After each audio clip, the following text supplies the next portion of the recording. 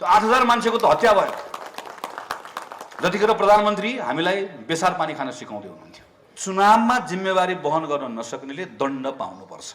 देशभरि अहिले केपी ओलीले घुमेर गरेको भाषण सम्झनुहोस् त। र हामीलाई के भन्यो भने तिमीहरू 5 वर्ष चाहिँ थपक्क लगाएर तिमीहरूलाई बस्ने आसन तल छ, त्यहाँ कुनातिर गएर बस। सिपी मैनालदेखि कमल थापासम्म सबै बसेर 12 वर्ष काम गर्ने। अनि 12 वर्षपछि चाहिँ दलाल गद्दार भन्दै गर्दा सबभन्दा पहिला उहाँहरूलाई नै त्यो दलाल हो भने तपाईँ चाहिँ को भनेर सोध्नुपर्ने होइन।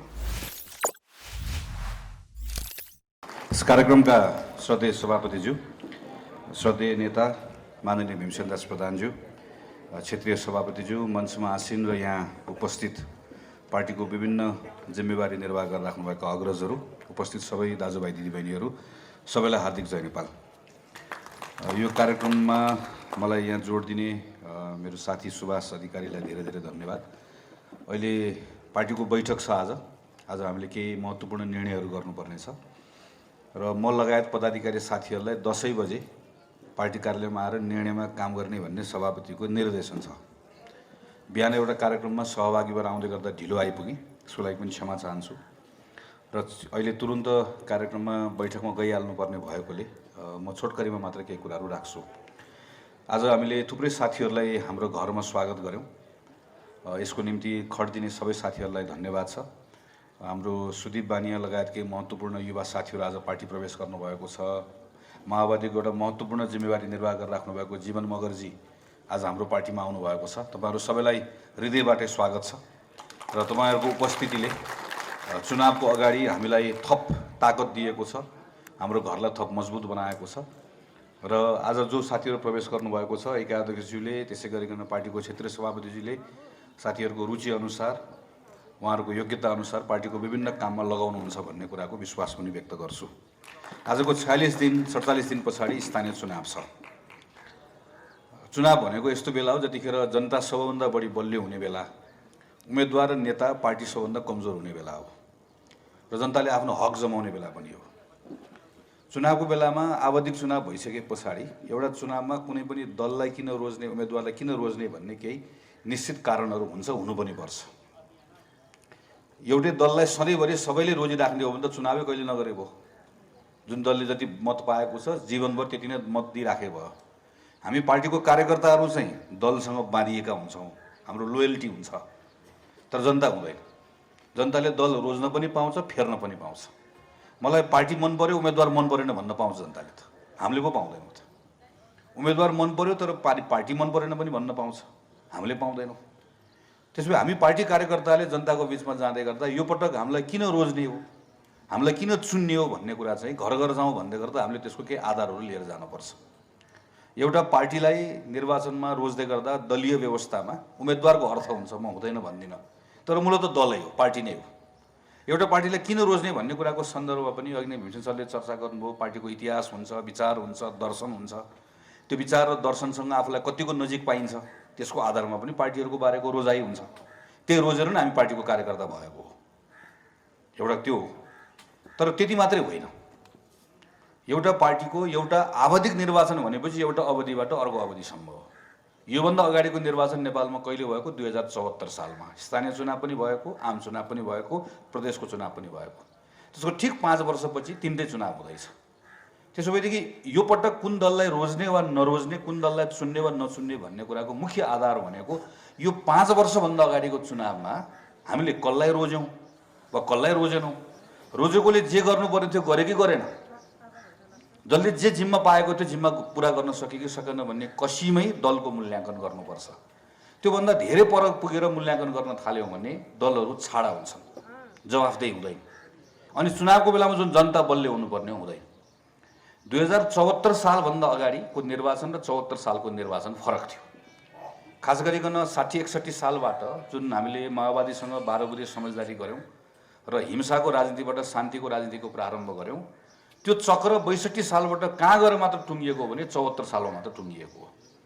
किनकि 2064-65मा भएको चुनावपछि आएको जुन संविधान सभा थियो जसमा माओवादीले प्रचण्ड बहुमत ल्यायो, त्यसको मुख्य काम भनेको संविधान बनाउनु थियो।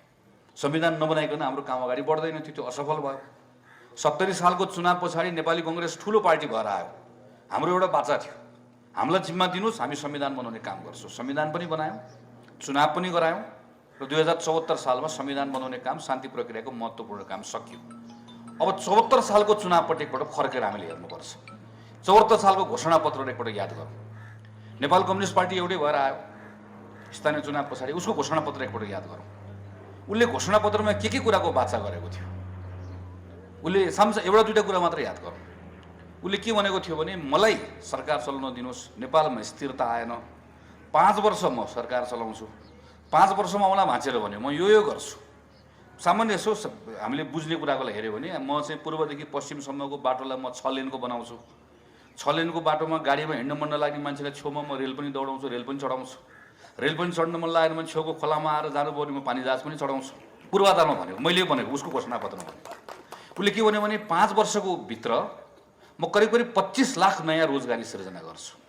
उसले के भन्यो 3 वर्षभित्रमा नेपालीले बाहिरबाट कुनै पनि सामान, दुध, अन्डा, माछा, मासु, फलफुल, तरकारी केही पनि बाहिरबाट यहाँभित्र आयात गरेर उसले खानु पर्दैन र 5औं वर्ष पुग्दा नपुग्दै त म करोडौँ रुपियाँको नेपालको कृषिजन्य वस्तु बेच्छु भनेर भन्यो। म स्थिरता दिन्छु, संविधानलाई सम्हाल्छु, सबै सम्हाल्छु भन्ने कुराको बाचा गर्यो। जनताले पत्याए, उसलाई जिम्मा दिए। हामीलाई जम्मा 23 सिटमा मात्र चुनाव जिताइदिनु भयो। तपाईँहरूलाई धन्यवाद। भीमसेन सर जित्नुभयो, मैले मौका पाएँ, हामी थोरै साथीहरूले मात्रै संसदमा जाने मौका पायौँ। र हामीलाई के भन्यो भने तिमीहरू 5 वर्ष चाहिँ थपक्क लगाएर तिमीहरूलाई बस्ने आसन तल छ, त्यहाँ कुनातिर गएर बस, तिमीहरूको काम चाहिँ 5 वर्ष चाहिँ नेपाल कम्युनिस्ट पार्टीले सरकार चलाउँछ, त्यो सरकार चलाएको हेर्ने काम तिमीहरूको। चित्त बुझेन प्रश्न गर, चित्त बुझेन आलोचना गर, चित्त बुझेन विद्रोह गर, आवश्यकता परेको बेलामा मद्दत गर, तर सरकार चलाउने काम 5 वर्ष यिनीहरूको हो भनेर जिम्मा दिएर पठाएको। 5 वर्ष जिम्मा लिएर एक ठाउँसम्म हामीले गाडी पुर्याएको, शेरबहादुर देउवाले चुनाव गराएर। त्यो गाडी एउटा ठाउँमा स्टपमा पुगिसकेपछि आनन्दको रोड छ, 5 वर्ष सरासर चलाएर अर्को स्टपसम्म पुर्याउनु पर्ने।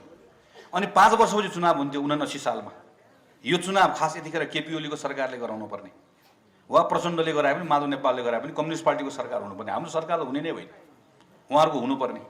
अनि त्यो चुनावमा दलहरूको बिचमा प्रतिस्पर्धा हुनुपर्ने, फेरि नयाँ 5 वर्षको लागि अर्को स्टपसम्म पुर्याउनु पर्ने, गाडी पुर्याउनु पर्ने जसले जिम्मा पाएको हो। त्यो ड्राइभिङ सिटमा बसेकोले आफूले चलाएको गाडी आफैले भिरबाट धकेल्छ। त्यसबाट तल झरेका मान्छेहरू चाहिँ कोही झाँगामा पेर, कोही चाहिँ भिरमा चाहिँ पखरामा बल्ल बल्ल बाँचेका छन्। ती बाँचेकाहरू हामी यहाँ छौँ भनेर कराएका छन्। तिनलाई हामीले तानेर जोगाएर सडकमा ल्याएका छौँ। अनि गाडी जसले धकेलेको छ ऊ छाती ठोकेर के भन्छ, देखिस् बहादुरी, गाडी त कसरी लडायो भन्छ। देशभरि अहिले केपी ओलीले घुमेर गरेको भाषण सम्झनुहोस् त। 5 वर्ष सरकार चलाउने जिम्मा लिएर आएको, आफ्नै सरकार आफ्नै पार्टी भत्किएको छ, आफूले पाएको सरकार आफूले 5 वर्ष चलाउन सकेको छैन। यो बेलामा माफी माग्नुपर्ने होइन, यो बेलामा गएर मैले सकिनँ, गल्ती गरेँ, क्षमा गर्नुलाई भन्नुपर्ने होइन। प्रचण्डले दुःख दिए, माधव नेपालले दुःख दिए, तपाईँ हाम्रो विषय हो र? हिजो नेपाल कम्युनिस्ट पार्टी उनले बनाएको होइन रातारात। अनि त्यो कम्युनिस्ट पार्टी बनाएर 50 वर्ष सरकार चलाउँछु भनेर आएको होइन। अनि 5 वर्ष चलाउन नसकिसकेपछि मैले तपाईँले दिएको मैले जिम्मा मैले पुरा गर्न सकिनँ, एकपटकलाई क्षमा देऊ भन्नुपर्ने होइन। 48 सालमा हामीले बहुमत प्राप्त गऱ्यौँ, 51मा हामीले मध्यावधिमा देशलाई लिएर गयौँ। जनताले के भने हामीलाई आफूले पाएको बहुमत ठेक्न नसक्ने भनेर हामीलाई पहिलो पार्टीबाट दोस्रो पार्टी बनाइदिए, एमालेलाई पहिलो पार्टी बनाइदिए। चुनावमा त जनताले यो ताकत प्रयोग गर्छ नि त। यो पटकको निर्वाचनमा त्यसैले पहिलो कुरा नेपाल कम्युनिस्ट पार्टीले 5 वर्षको लागि जुन जिम्मा लिएर गयो त्यो जिम्माबाट ऊ च्युत भयो, त्यो जिम्मा उसले पुरा गर्न सकेन, त्यो जिम्मेवारीबाट उसले आफूले वहन गर्न सकेन। त्यसैले चुनावमा जिम्मेवारी वहन गर्न नसक्नेले दण्ड पाउनुपर्छ, सजाय पाउनुपर्छ।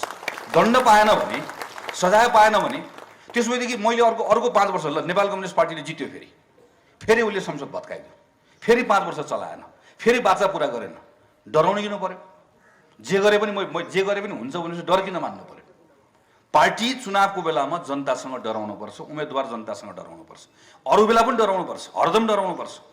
तर त्यो डरको ताकत प्रयोग गर्ने भनेको त चुनावको बेलामा हो नि। यो पहिलो कुरा हामीले जनताको बिचमा घर घरमा लिएर जानुपर्छ। यो पुराना कुराहरू पनि गरौँ, तर यो कुरा यो अवधिमा अब नेपाली कांग्रेस चुनाव मलाई यो दिनुस् यो दिनुस् यो दिनुस् भनेर मत माग्न आउँदै गर्दा हामीले भनेको कुरा हामीले पुरा गर्न सकेनौँ भने हामीले पनि दण्ड पाउनै पर्छ। हामी को हो र? हाम्रो पार्टी चाहिँ एकदम चाहिँ प्रजातान्त्रिक पार्टी भएकोले हामीले सधैँभरि चुनाव जित्नुपर्छ भन्ने सर छैन नि त। राम्रो गरे जित्छौँ, नराम्रो गरे हार्छौँ।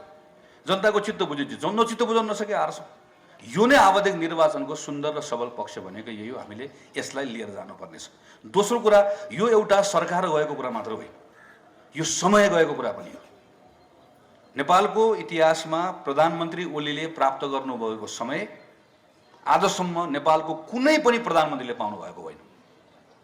चन्द्र शमशेरदेखि वीर शमशेरसम्म, वीर शमशेरदेखि चन्द्र शमशेर हुँदै हुँदै मोहन शमशेरसम्मको चर्चा गरौँ, वा भीमसेन थापादेखि जङ्गबहादुर राणासम्मको चर्चा गरौँ, वा हिजोको चाहिँ मातृका प्रसाद कोइरालादेखि बिपी कोइरालासम्म चर्चा गरौँ। नेपालको कुनै पनि प्रधानमन्त्री, चाहे त्यो राणा प्रधानमन्त्री होस्, चाहे त्यो दलबाट निर्वाचित भएको प्रधानमन्त्री होस्, कुनै पनि प्रधानमन्त्रीले यति बलियोसँग जनमत पनि प्राप्त गरेको, पार्टीभित्र पनि एउटा अनुकूलताको अवस्था प्राप्त गरेको, देशमा यो खालको स्थिरता भएको कुनै पनि प्रधानमन्त्रीले पाएन। राणा प्रधानमन्त्री हुँदै गर्दाखेरि सुत्दाखेरि पनि डर हुन्थ्यो, भाइले आएर काट्ने हो कि श्रीमतीले पो मार्ने हो कि भन्ने डरमा राणा प्रधानमन्त्री बस्यो। साँच्चैको अनेकन घटनाहरू भयो। बिपी कोइराला प्रधानमन्त्री हुँदै गर्दाखेरि कुन बेलामा राजाले सेना चलाउलान् भन्ने भयो, साँच्चैकै त्यही भयो। त्योभन्दा अगाडिका प्रत्येक प्रधानमन्त्री, चाहे गिरिजाप्रसाद, चाहे कृष्णप्रसाद, चाहे हुँदै गर्दाखेरि दलभित्रको अवस्था वा संसदभित्रको अङ्कगणितले प्रधानमन्त्री जहिले पनि कमजोर भयो। तर प्रधानमन्त्री ओलीले प्राप्त गरेको यो अहिलेको बहुमत, नेपालमा शान्ति प्रक्रियाको राजनीति एउटा चरणमा पुगेको, सबैतिर अनुकूलता भएको बेलामा नेपाल एउटा बिन्दुबाट अर्को बिन्दुमा पुग्नु पर्थ्यो। वर्षौँदेखि हामीले राजनीतिका यही कुरा गऱ्यौँ, संविधान, संघीयता, ठुल्ठुलो कुराहरू गऱ्यौँ। तर आम जनताको विषय, हाम्रो स्कुल कसरी बदल्ने हो?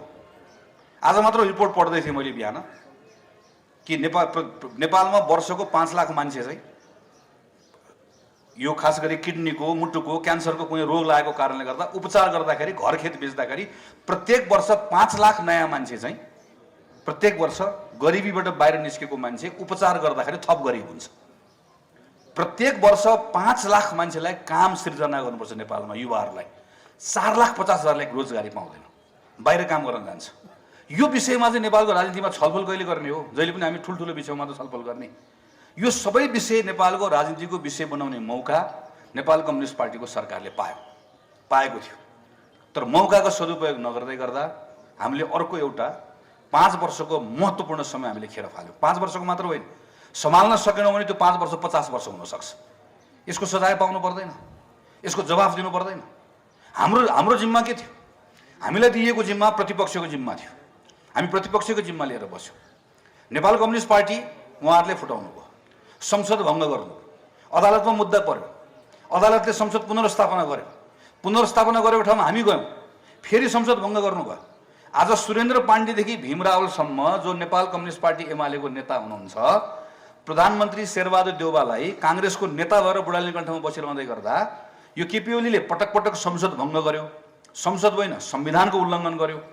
त्यसैले अदालतमा गएर तपाईँलाई प्रधानमन्त्री बनाउने कुराको बहुमत हामी साबित गर्छौँ भनेर सिग्नेचर गर्नेमा भीम रावलदेखि सुरेन्द्र पाण्डेसम्म होइन। आज नेकपा एमालेको नेता भनेर बसेको रोमा बसेका सांसदहरू सबै मानिसहरूले हस्ताक्षर गरेर बुझाएको होइन।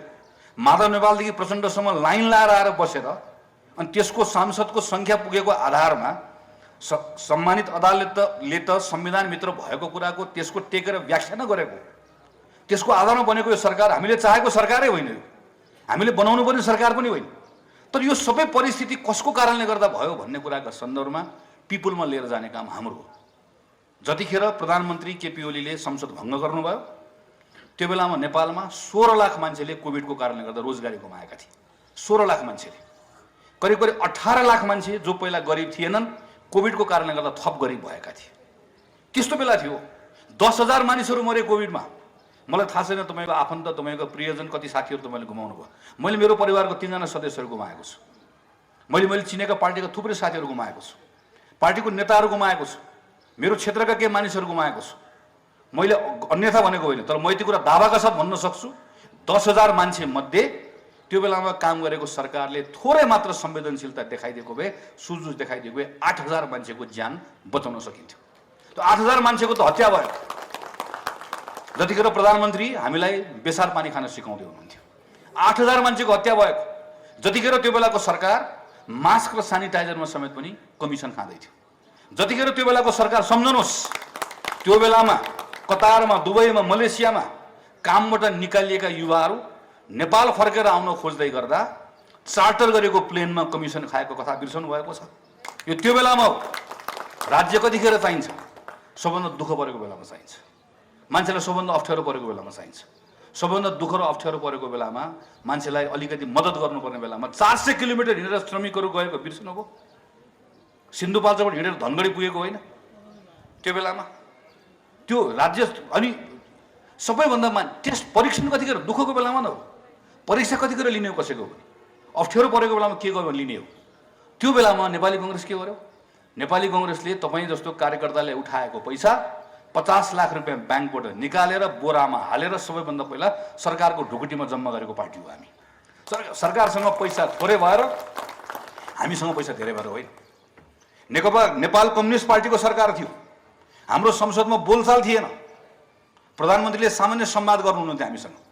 प्रधानमन्त्रीले हामीले कति समय हेप्नुहुन्थ्यो त्यो बेलामा भने यो काङ्ग्रेस सुकेर गएर यसलाई बाहुन बेटा खुवाउनु पर्यो, यसलाई जगाउनु पर्यो भन्दै भाषण गरेर हिँडेको बेला थियो। तर त्यो बेलामा काङ्ग्रेसको कार्यकर्ताले तिरेको 50 लाख रुपियाँ पैसा लगेर जम्मा गर्न गएको हामी। किन?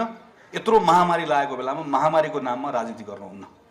महामारीको नाममा यो पार्टी त्यो पार्टी हुँदैन, हामी तपाईँसँगै उभिन्छौँ भनेर भन्न गएको। जतिखेर भारतले लिम्पियाद्वारा र लिपुलेकमा नक्सा बनायो, त्यहाँभित्रको भूभागमा बाटो बनायो, नेपालले यो भूभाग आफ्नो दाबी गर्नुपर्छ र संसदबाट हामी सबैले नेपालको नक्सा बनाउनुपर्छ भन्दै गर्दा सबैभन्दा पहिलो प्रस्ताव लिएर गएको नेपाली कांग्रेसले। र यो बेलामा केपी ओलीले ल्याउनु भएको प्रस्ताव ल्याउनुपर्छ भन्ने पनि ल्याएको प्रस्तावको पक्षमा पनि दृढ भएर उभिएको पार्टी। किन? यो विषय राजनीति गर्ने विषय भयो, यो विषय साझा विषय हो भनेर आएको। त्यसैले म पार्टीको साथीहरूलाई आग्रह गर्न चाहन्छु, तपाईँ जनताको बिचमा जाँदै गर्दाखेरि यो पटक सम्झाउनै पर्छ। 2 वर्ष अगाडिको कुरा, 3 वर्ष अगाडिको कुरा, कोभिडको कुरा, यो 5 वर्षको जिम्मा लिएर आएको कुरा, यी सबै कुरा भन्नुपर्छ। किनकि आवधिक निर्वाचन भनेको एउटा अवधिबाट अर्को अवधिको बिचको एउटा पार्टीले गरेको कामको मूल्याङ्कन नै हो। यो एउटा विषय हो। दोस्रो विषय, एउटा राजनीतिक दल, हामी त सबै संविधान बनाएर आएको, सबैले संविधान मान्छौँ। यो संविधानलाई कार्यान्वयन गर्ने कुराको सन्दर्भमा एउटा दलको योग्यता, क्षमता र प्रवृत्तिको मूल्याङ्कन गर्ने बेला पनि हो। अब भीमसेन सरले एमसीसी को चर्चा गर्नुभयो, यो एउटा सामान्य विषय। तर यो विषय नेपालको राजनीतिक दलहरू को कस्ता छन् र भविष्यमा कस्ता रहन्छन् भन्ने कुरालाई जाँच्नका निम्ति, त्यसको प्रवृत्तिको, त्यसको परीक्षण गर्नका निम्ति एउटा काम लाग्ने एउटा घटना भने बनेको छ। 2066 सालमा माधव नेपाल प्रधानमन्त्री हुनुभएको बेलामा, सुरेन्द्र पाण्डे अर्थमन्त्री हुनुभएको बेलामा संयुक्त राज्य अमेरिकामा जतिखेर अमेरिकाले केही देशहरूलाई विकास गर्ने कुराको सन्दर्भमा ठुलो पैसा चाहिँ फिर्ता गर्नु नपर्ने अनुदान दिन थाल्यो, माधव नेपालले सुरेन्द्र पाण्डेलाई अर्थमन्त्रीलाई जिम्मा दिएर त्यहाँ गएर एमसीसी को मुख्यालयमा गएर तपाईँले यो देशलाई पैसा दिन थाल्नुभयो, यति धेरै पैसा नेपाललाई पनि दिनुपर्छ, हामीलाई पनि चाहिएको छ भनेर हामीले त्यहाँबाट छलफल सुरु गरेको।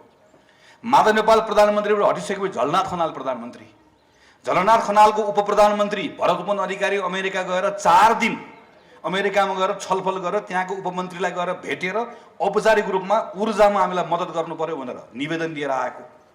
त्यो निवेदनको प्रत्युत्तरमा नेपालमा सरकार बदलियो, बाबुराम भट्टराईको सरकारलाई पत्र पठाएको।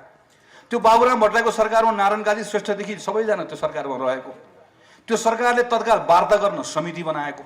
अनि त्यो सरकार गएपछि खिलराज रेग्मीको सरकार आएको। त्यो सरकारले थप कामलाई अगाडि बढाएको। अनि सुशील कोइराला प्रधानमन्त्री, वामदेव उपप्रधानमन्त्री भएको सरकारले विभिन्न केमा पैसा हाल्ने, पैसा त माग्ने, तर के कुन चाहिँ योजनामा छान्ने, हामीले यो दोधारा चाँदनीको पोर्ट बनाउने हो कि फास्ट ट्र्याक बनाउने हो कि विभिन्न योजनामा काम गरेको। अनि केपी ओलीको सरकार आइसकेपछि केपी ओलीको सरकारले ल अब सुशील कोइरालाले गरेको सरकारको कामलाई अगाडि बढाउने क्रममा नेपालमा चाहिँ ऊर्जाको सङ्कट भएको हुनाले गर्दा बिजुली उत्पादन गर्ने कम्पनी चाहिँ हामीले भएन, थुप्रै बनायौँ। तपाईँहरूको ब्याङ्कमा भएको पैसा लगाएर हामीले हजारौँ करोड रुपियाँ पैसा लगाएका छौँ। बिजुली उत्पादन भयो तर त्यसलाई प्रसार गर्ने लाइन भएन भने त ब्याङ्क डुब्छ, ब्याङ्क डुब्ने भनेको तपाईँ डुब्नुहुन्छ, हामी डुब्छौँ, त्यसैले प्रसारण लाइन बनाउनु पर्यो भनेर योजना लेख्नलाई पैसा मागेको। त्यो पैसा 1 अरब 13 करोड माग्ने मन्त्री परिषदबाट निर्णय गर्दै गर्दा भीम रावलदेखि, अग्नि सापकोटादेखि, सीपी मैनालीदेखि सबै उपप्रधानमन्त्री, हेर्नुहोस् त्यो बेला उपप्रधानमन्त्री भीम रावल उपप्रधानमन्त्री, सीपी मैनाली उपप्रधानमन्त्री, कमल थापा उपप्रधानमन्त्री भएको मन्त्री परिषदको बैठकले निर्णय गरेर यो परियोजना लेख्नको लागि भनेर 1 अरब 13 करोड रुपियाँ पैसा प्राविधिक सहयोग एमसीसीसँग मागेर त्यो सहयोग लेखेको। त्यो सरकार गएपछि प्रचण्डको सरकार आएको, त्यसको म पनि मन्त्री, कृष्णबहादुर महराले प्रस्ताव ल्याएको। कृष्णबहादुर महराले प्रस्ताव ल्याएर हाम्रो मन्त्री परिषदमा राम्रोसँग छलफल गरेर ल यो त तुरन्त पास गर्नु पर्यो भनेर हामीले पारित गरेको। त्यो पारित गरेर सक्दा नसक्दै हाम्रो सरकार गएको, शेरबहादुर देउवाको सरकार आएको, भीमसेन सर मन्त्री हुनुहुन्थ्यो। अनि त्यो शेरबहादुर देउवाको सरकारले त्यसलाई टुङ्ग्याएर हस्ताक्षर गरेको। त्यसपछि शेरबहादुर सरकार गएर फेरि केपी ओलीको सरकार आएको। अनि त्यो केपी ओलीको सरकारले 2075 साल माघ 25 गते बकाइदा मन्त्री परिषद बसेर छलफल गरेको। त्यो छलफलमा को बसेको भन्दा अहिले माओवादीका सबै नेकपाका मन्त्रीहरू, अहिलेको शक्ति बस्नेत, हाम्रो प्रचण्डजीको परिवारको सदस्य हाम्रो बिना मगर सबै त्यसको मन्त्री भएको, उपेन्द्र यादव, सबले त्यसलाई पास गरेको। अनि 2076 साल असारको 15 गते संसदमा दर्ता गराएको। अनि त्यो प्रस्ताव दर्ता गराइसकेपछि अब संसदबाट पारित गर्नु नेकपाभित्र झगडा सुरु भएको। नेकपाभित्र झगडा सुरु गर्ने यो केपी ओलीलाई साइजमा ल्याउनु पर्यो भन्नको लागि चाहिँ के गर्ने त भन्दै गर्दा झगडा गर्दै गर्दा तँलाई अब एमसीसीमा देखाइदिन्छु भनेर सडकमा आएको। अनि त्यसपछि के भन्न थालेको भने यो एमसीसी सम्झौता भनेको राष्ट्रघाती हो, दलाल हो भन्दै गर्दा अब कुनै पनि एउटा सचेत नागरिकले त्यो त्यो त्यो प्रोजेक्ट लेख्ने जो हाम्रो चाहिँ माधव नेपालदेखि झलनाथ खनालसम्म, बाबुरामदेखि प्रचण्डसम्म, भीमरावदेखि कृष्णबहादुर महरासम्म, अहिलेको सभामुख अग्नि सापकोटा पनि मन्त्री हुनुहुन्थ्यो, सिपी मैनालदेखि कमल थापासम्म सबै बसेर 12 वर्ष काम गर्ने। अनि 12 वर्षपछि चाहिँ दलाल गद्दार भन्दै गर्दा सबभन्दा पहिला उहाँहरूलाई नै त्यो दलाल हो भने तपाईँ चाहिँ को भनेर सोध्नुपर्ने होइन, गद्दार हो भने तपाईँ को भनेर सोध्नुपर्ने होइन, अर्कोलाई राष्ट्रघाती हो तपाईँ को सोध्नुपर्ने होइन। यसले के देखाउँछ? यसले नेपालको राजनीतिक दल र नेतृत्वको प्रवृत्ति देखाउँछ। नेपाली कांग्रेस पार्टी सरकारमा थियो, सरकारबाट बाहिर आयो।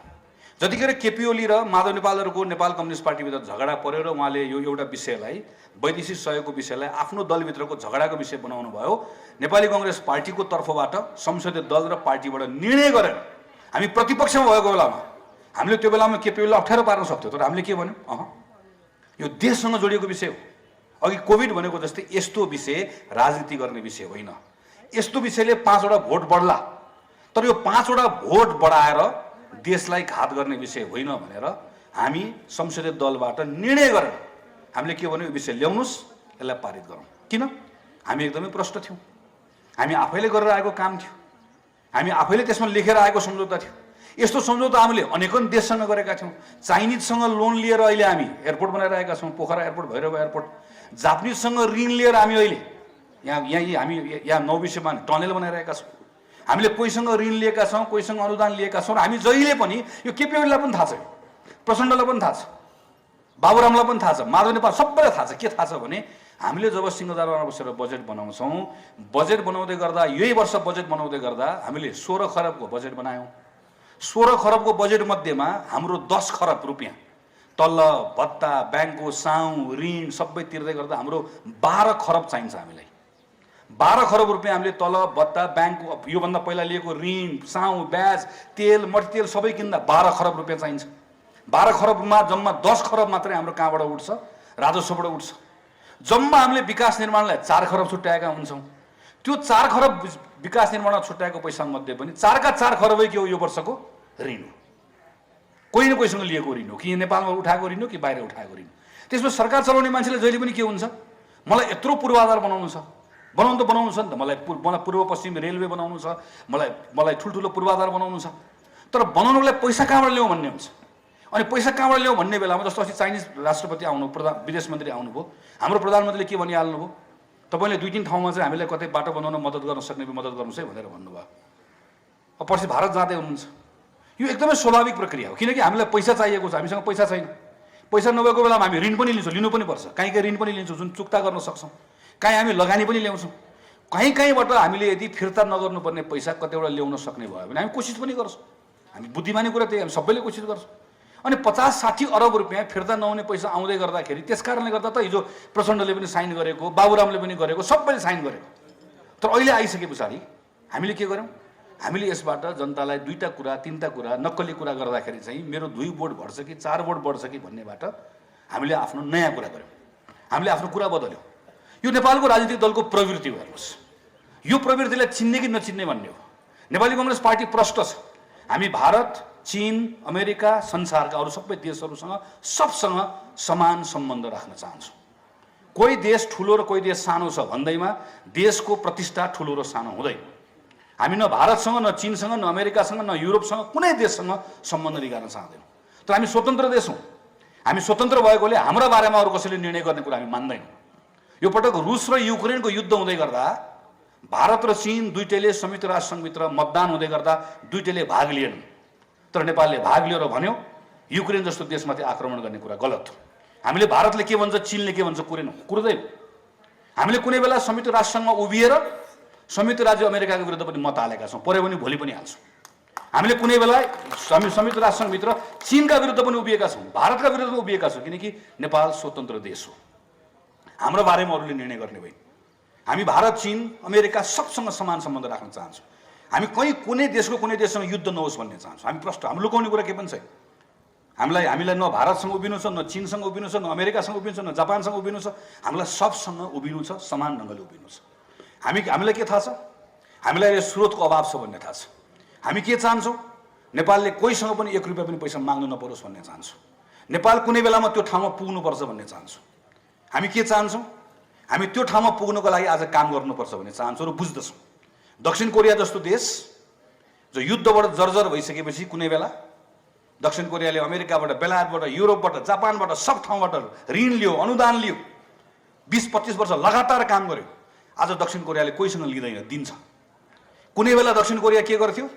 अहिले हाम्रा केटाकेटी कतार पठाएको जस्तै दक्षिण कोरिया पनि काम गर्नका लागि आफ्ना केटाकेटीहरूलाई जर्मनी पठाउँथ्यो, युरोप पठाउँथ्यो र अत्यन्त कम पैसामा काम गर्ने लगाउँथ्यो। आफ्नो छोरा र छोरीलाई विदेश पठाउने ठाउँबाट आज के बेच्छ? सामान बेच्छ। मेरो धेरै ठुलो कुरा छैन हेर्नुहोस्, म कतार र मलेसियामा नेपालका छोरा र छोरी बेच्ने देशबाट कतार र मलेसियालाई सामान बेच्ने देश बनाऊ भन्ने मात्रै हो। मान्छे बेच्ने ठाउँबाट सामान बेच्ने बनाऊ। त्यो भनेको कतिखेर मात्र सम्भव भने? त्यो भनेको चाहिँ ती कतार मलेसिया गएका भाइ बहिनीहरू जसको कामले मात्र यो देश चलेको छ, तिनले नेपालमा काम गर्ने अवस्था बनाउनु पर्नेछ। तिनलाई रोजगारी नेपालभित्र सृजना गर्नुपर्नेछ। तिनलाई रोजगारी सृजना गर्नका निम्ति हामीसँग अहिले स्रोत र साधनको ठुलो अभाव छ। त्यो स्रोत र साधनको खाडल पुर्नु पर्नेछ। स्रोत र साधनको खाडल पुर्दै गर्दाखेरि हामीसँग दुईटा बाटो छ। एउटा बाटो चुप लागेर बस्ने, जे छ त्यतिमै काम चलाउने। एउटा बाटो खोजी नीति गरेर भए पनि स्रोत साधन ल्याएर पूर्वाधार बनाउने। त्यो पूर्वाधार बनाउँदै गर्दा पनि दुईटा बाटो छ। एउटा बाटो ऋण लिएर बनाउने, एउटा बाटो सकेसम्म कम ऋण लिने। धेरै ऋण लियो भने के हुन्छ भने हालत श्रीलङ्का हेरे पुग्छ। श्रीलङ्कामा अस्ति एक्जाम भएन। अस्ति हाम्रो छोराछोरीको जाँच हुँदै गर्दा श्रीलङ्कामा पनि जाँच हुनु पर्थ्यो, जाँच भएन। किन? जाँच किन भयो भने जाँच लिनको लागि के लिनुपर्छ? जाँच लेख्ने कागज चाहिन्छ। कागज किन्ने पैसा नभएकोले श्रीलङ्काले जाँच रद्द गर्यो। श्रीलङ्कामा धेरै मानिस अहिले 1 छाक मात्रै खान्छन्। किन? 2 छाक खानको लागि जब त्यहाँ अहिले पैसा छैन। जबकि हामी के भन्थ्यो आजभन्दा 5 वर्ष अगाडिसम्म भने, मै भन्थेँ भाषणमा 10 वर्षमा नेपाललाई श्रीलङ्का जस्तो बनाउने भनेर भाषण गरेको मलाई याद छ। किन श्रीलङ्का घुमेर आइसकेपछि बाफ रे बाफ, यस्तो मात्र बनाउनु पाए पुग्थ्यो नेपाल। के को सिङ्गापुर, स्विजरल्यान्ड जस्तो लाग्थ्यो मलाई। यस्तो पो बनाउने हो त, यतिको भए पुग्छ, नेपालले बनाउन सक्यो भन्ने लाग्थ्यो। त्यो श्रीलङ्का यहाँ पुग्यो आज। किन? चाहिने नचाहिने कुरामा ऋण लियो। ठुलो पोर्ट बनाउन ऋण लियो, एयरपोर्ट बनाउन ऋण लियो, पानी जहाज भन्यो, हवाई जहाज भन्यो, यो भन्यो त्यो भन्यो, डुब्यो। अहिले बुद्धि पुऱ्याएन। हाम्रो घर डुबे जस्तो त हो नि। हाम्रो घरको मान्छेले जुवा खेल्न ऋण लियो भने के हुन्छ? डुब्छ। देश पनि त्यही त हो नि। त्यसैले सुझबुझ पुऱ्याउँ भनेको, सबैसँग राम्रो सम्बन्ध राखौँ, देशको पूर्वाधार पनि बनाऊ। पूर्वाधार बनाउनु पनि हाम्रो सम्बन्धको प्रयोग गरौँ भन्ने नेपाली कङ्ग्रेसको आजको नेतृत्वको जुन धारणा छ, यो धारणालाई पनि म आग्रह गर्न चाहन्छु। पार्टीको साथीले जनताको बिचमा लिएर जाँदै गर्दा यो एमसीसी ठिक बेठिक भन्नै पर्दैन। मैले त पटक भनेको छु, एमसीसीको बारेमा एमालेको साथीले बढी कुराकानी गर्नुभयो कि चोकमा, चौतारामा, कहीँ कतै टोखाको ओडामा अलिकति बढी गफ गर्नुभयो भने दायाँमा एमालेको साथीलाई धेरै भन्नै पर्दैन। सरासरी यहाँबाट टिकट काटिदिने, ट्याक्सी चढाइदिने, बस चढाइदिने, बालकोट जाने, बालाई सोध्ने तिथि। तर तिथिमिति याद गर्ने। काङ्ग्रेसको साथीले 2075 साल घोक्ने, 2075 साल माघको 25 गते, 2076 साल असारको 15 गते मन्त्री परिषदको बैठक, सबको हातमा ल्यापटप। त्यो मन्त्री परिषदको बैठकमा गरेको चाहिँ के हो? सोध्ने। माओवादीको साथीले अलिकति बढी कुरा गर्नुभयो भने उहाँलाई पनि ट्याक्सी चढाउने, कोमलटार पठाउने, त्यहाँको बाला गरेर सोध्ने। सबै उहाँहरूले सोधिहाल्ने थिए। तर त्यसो भन्दै गर्दा फेरि एउटा आम नागरिकले सोध्यो भने तपाईँहरूको पार्टीले एमसीसीमा किन यस्तो पोजिसन लिएको, तपाईँहरूको पार्टी के हो भनेर सोध्यो भने त्यो बेलामा चाहिँ काङ्ग्रेसको कार्यकर्ताले झिजो नमानिकन जनतालाई बताउन सक्नुपर्छ, आत्मविश्वास राखेर बताउन सक्नुपर्छ, भन्न सक्नुपर्छ। हामीले यस कारणले गर्दाखेरि हामीले यो विषयमा उभिएको, हामी भारतसँग, चीनसँग, अमेरिकासँग, संसारसँग राम्रो सम्बन्ध कायम राख्न चाहन्छौँ। हामी सहयोग पनि लिन्छौँ। किन? हामीलाई देशको अवस्था बदल्नु छ। हामी रुन्छौँ हाम्रा छोराछोरीहरू दिनको 1500, 2000 बाहिर जाँदै गर्दा। हामी रुन्छौँ जतिखेर तिनको बाकसमा लास राखेर आमा र श्रीमती सानो छोरीले त्यहाँभित्र मेरो मेरो मेरो छोरा, मेरो श्रीमान भनेर त्यहाँभित्र कफिनमा ल्याउँदै गरेको लास हेरेर हामी रुन्छौँ। हामी यो अवस्था बदल्नु छ। यो हामीले हाम्रो आम मान्छेलाई गएर बताउनु पर्ने छ। म यहाँहरूलाई यो कुरामा आग्रह गर्न चाहन्छु। यो हाम्रो अर्को विषय हो।